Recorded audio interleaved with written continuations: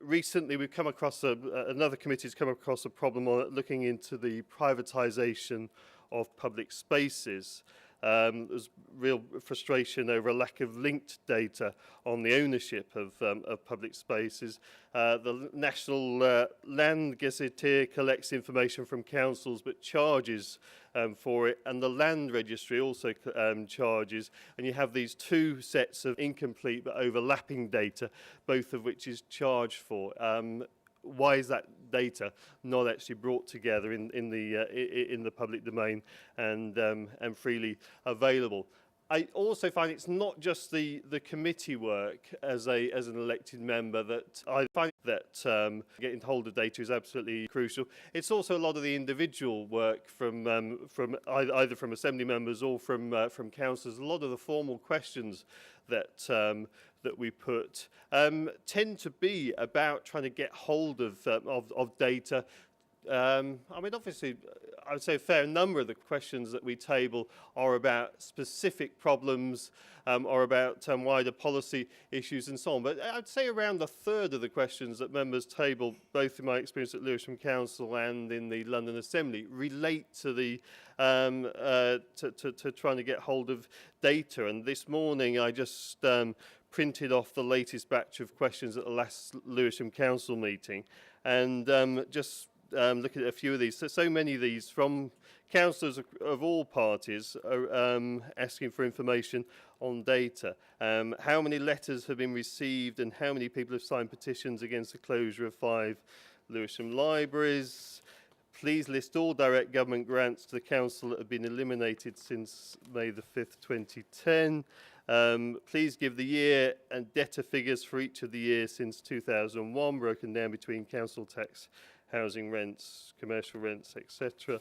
How many incidents of fly tipping in the borough have been recorded in each of the past 5 years? So, as you can see, it's absolutely crucial for councillors and assembly members scrutinising the executive, not looking at individual issues in isolation, but looking at trends and so on. It's absolutely crucial that we do have that data. Now, we do often come across an issue about the cost of members' questions.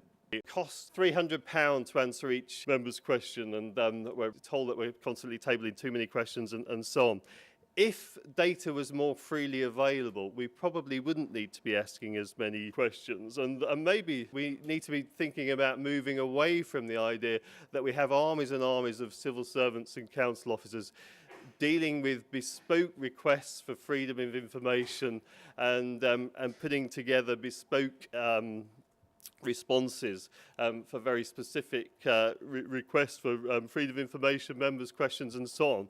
And maybe having the raw data out in the public domain allows people, councillors, citizens, community groups, campaigners and so on, the freedom to actually analyse that data rather than just an army of civil servants having to constantly deal with individual requests. I mean, maybe that's part of Cameron's vision of the big society, that we don't necessarily need so much emphasis on civil servants answering specific responses. If we have the raw data available, I think it gives councillors, policymakers, citizens groups, campaign groups, so on, so much more to be able to work on, rather than having to be constantly battling away to get individual bits and pieces of information. So I do hope we see a real move towards more and more data being freely available.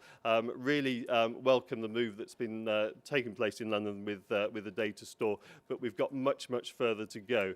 As I said, I thought with the work we'd done on street trees 3 years ago, I thought we'd made the case as to why we needed this data in the public domain, but 3 years on, we're still battling away to get that data published again 3 years on and to be published annually, even though we've demonstrated and the councils have acknowledged that our work, our report in uncovering these figures played a major pivotal role in actually improving the situation, changing public policy for the good in a way that everyone's benefiting. So let's have more open data. Really welcome this conference and welcome the opportunity to speak to you today. Thank you.